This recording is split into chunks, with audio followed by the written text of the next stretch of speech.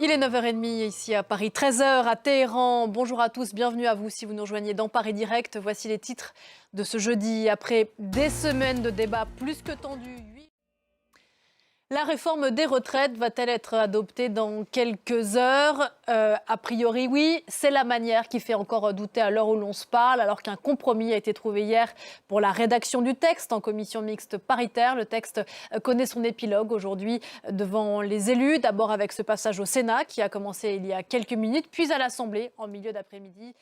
Voilà, une journée qui va bien occuper la journaliste politique que vous êtes, Flore Simon. Bonjour Flore. Bonjour Pauline. Après 2 mois extraordinairement tendus à l'Assemblée nationale, après 8 jours de grève, c'est donc la dernière ligne droite pour cette réforme des retraites voulue par le gouvernement français qui, on le rappelle, entre autres choses, recule l'âge de départ légal à la retraite de 62 à 64 ans.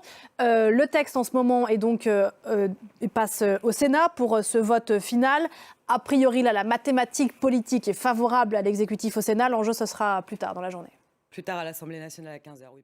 Ouais, le patron des Républicains au Sénat, Bruno Retailleau, évoque à l'instant un vote très, je le cite, risqué sur la réforme à l'Assemblée nationale. Merci beaucoup Flore, bonne journée à vous et bon courage. On va vous retrouver bien sûr toute la journée dans les éditions de France 24 à propos de ces votes finaux pour la réforme des retraites ici en France. Nous sommes le 16 mars, il y a 6 mois, tout juste, Mahsa Amini, une jeune étudiante de 22 ans, mourait dans un hôpital de Téhéran quelques jours après avoir été arrêtée par la police des mœurs pour un voile qu'elle portait mal, selon la police.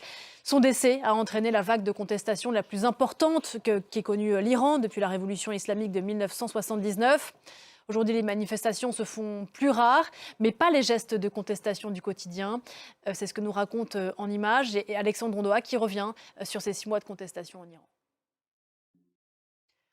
Des manifestations moins visibles, mais la colère reste intacte et les gestes de contestation au quotidien, eux, sont bien réels et risqués pour les Iraniens. Écoutez ce que nous disait tout à l'heure depuis Téhéran notre correspondant Siavosh Ghazi. Il répondait à Damien Coquet.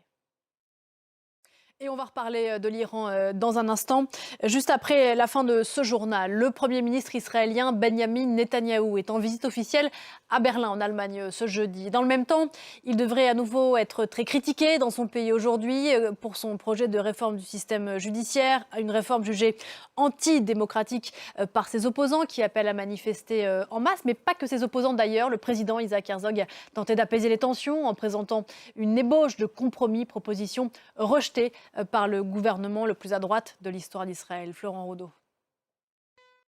Et puis en bref, les montagnes russes autour du titre Crédit Suisse en bourse. Il a dévissé hier, créant un vent de panique en Europe. Il a débuté la journée ce matin à plus 30%.